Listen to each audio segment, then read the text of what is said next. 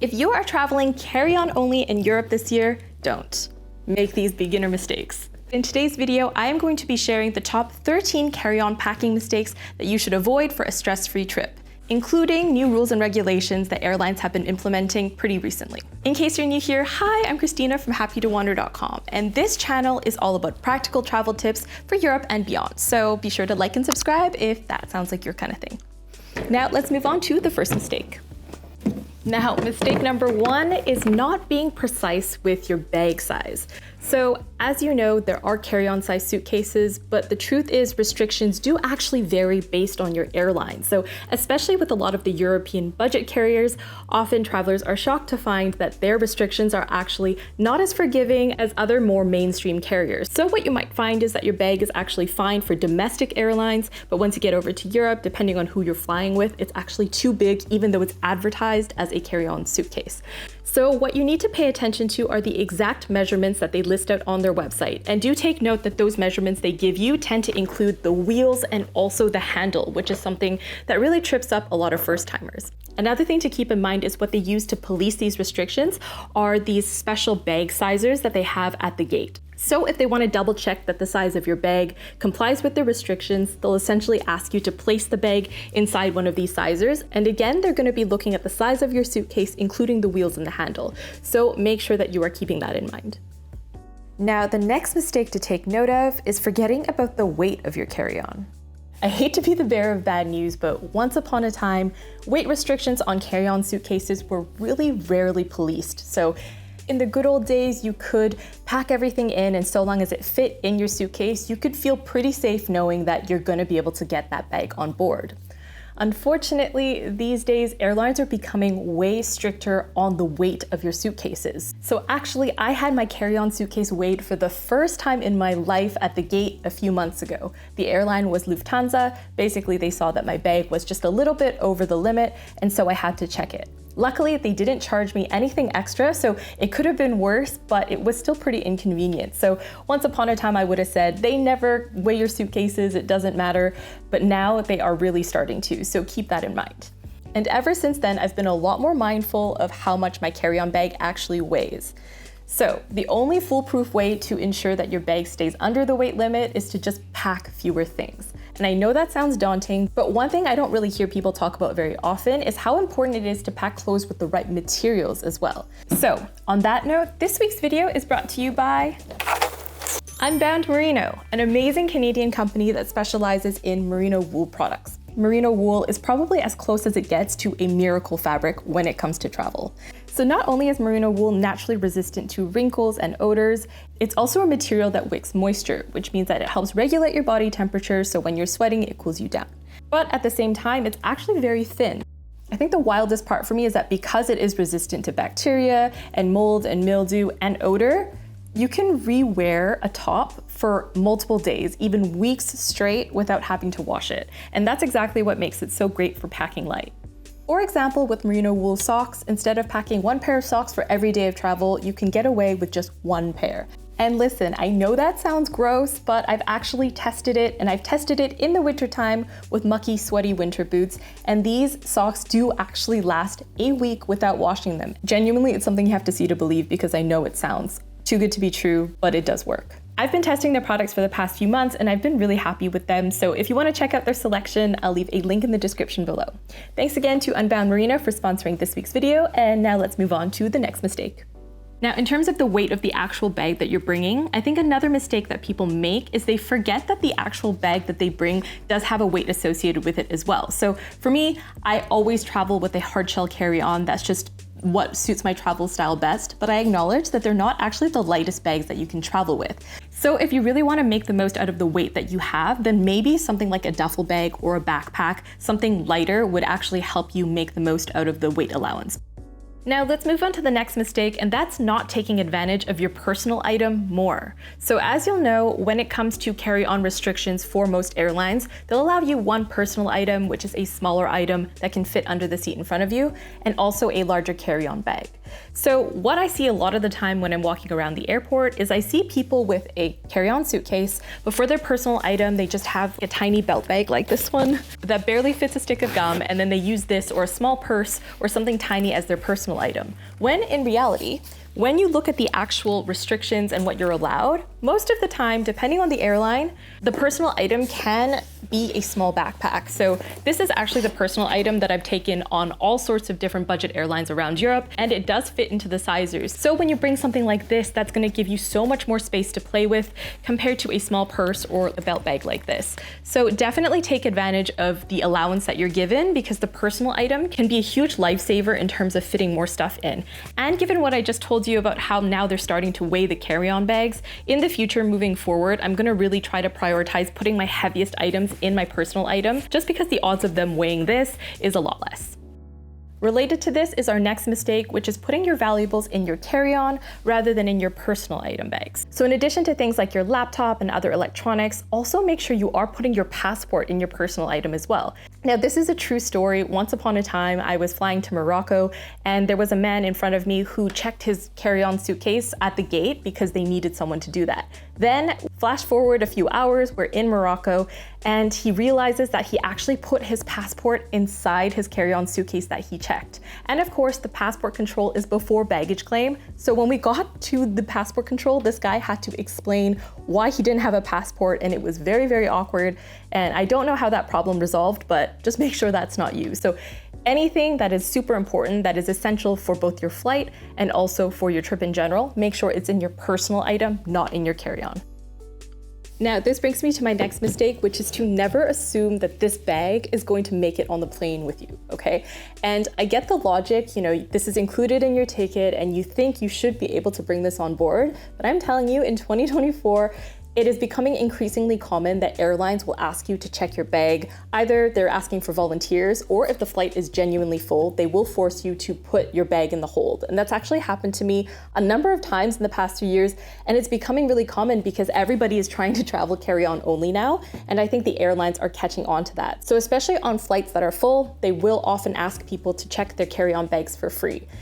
And that is why I now recommend you pack your carry-on suitcase as well as your personal item, assuming that this isn't going to make it on the plane with you. So what I mean by that is making sure that anything that is essential that you need for the plane ride is going to be in your personal item. So things like headphones, again, your passport, any entertainment, anything that is precious and valuable, you need to make sure it's in your personal item, just because oftentimes they're gonna ask you to check this and you wanna be prepared in case that does happen.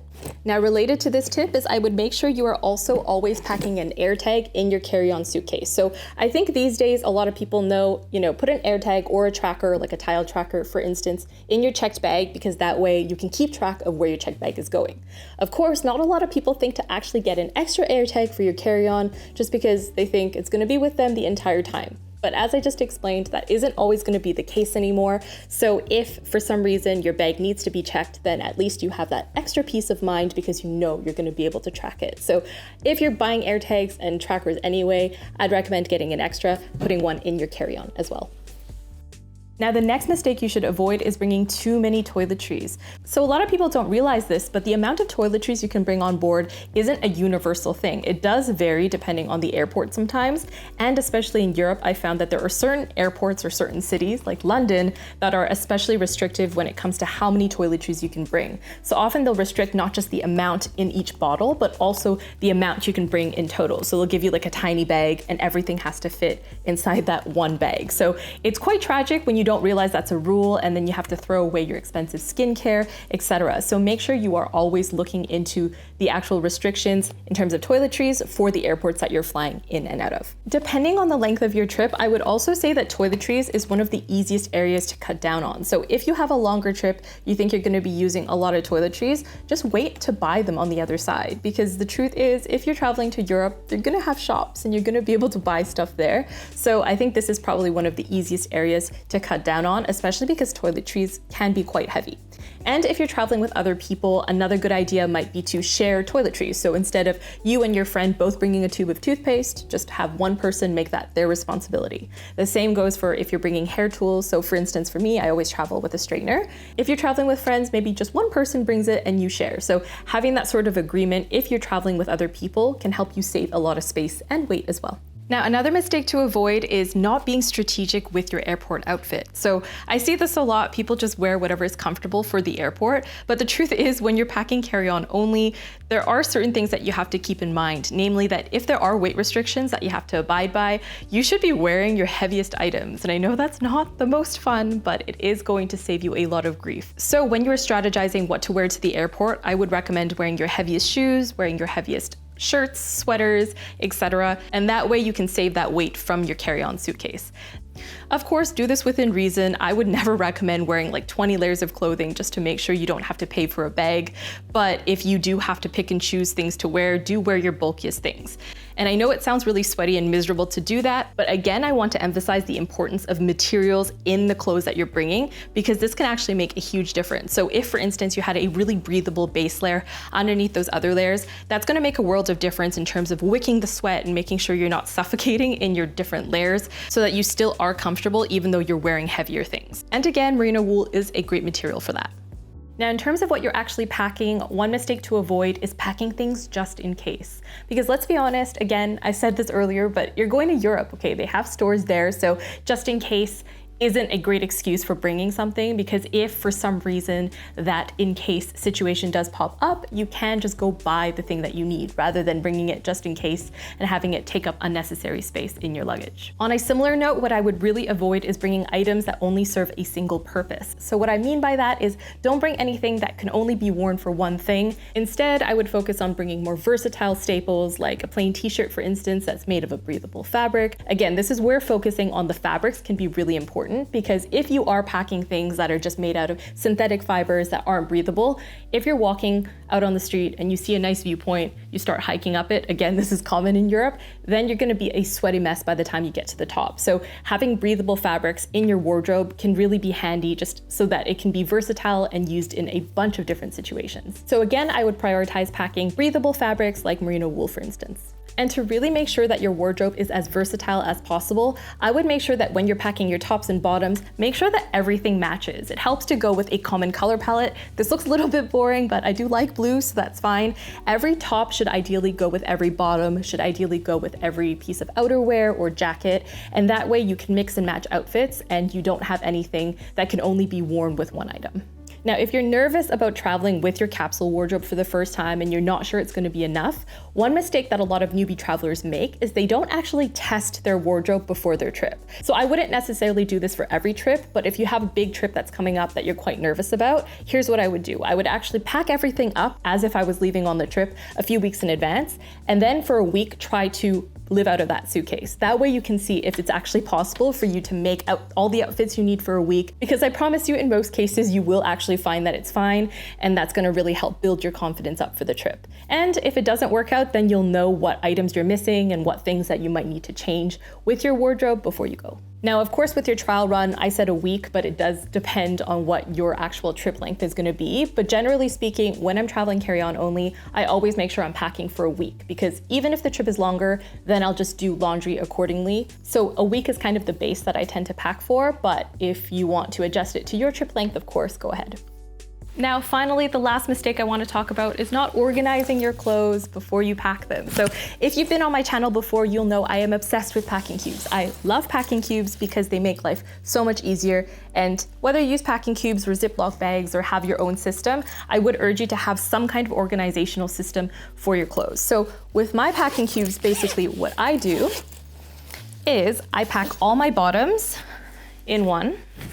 And this is what I do. I tend to roll them because in my opinion, that saves space. I know that's controversial, but I do believe that it does. So I will usually pack all my bottoms in one cube. I will pack all my tops in another cube. And then I will pack all my underwear and socks in their own separate cube as well.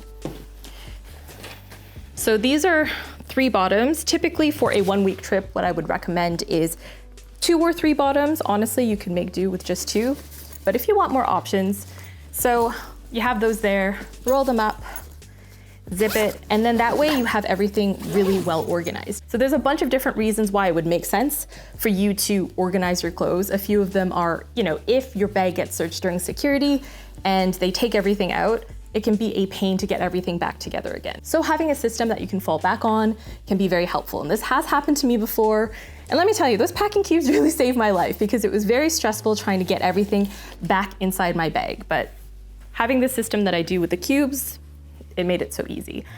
Now, again, I do tops and bottoms and things in different cubes, but a lot of people will actually do different outfits in different cubes. Just do whatever works for you. The other perk is that once you have all these set, then it's very easy for you to pack and unpack once you get to the hotel and when you have to repack to go home or to your next destination as well. So as you can see with these cubes, you can just drop them in. And everything is so perfectly organized. All right, thank you so much for watching. I hope you enjoyed this video and that it was helpful. Be sure to let me know in the comments if you have any more mistakes to avoid, tips to add, and like and subscribe for more practical travel videos just like this one. I'll see you guys next week. Bye.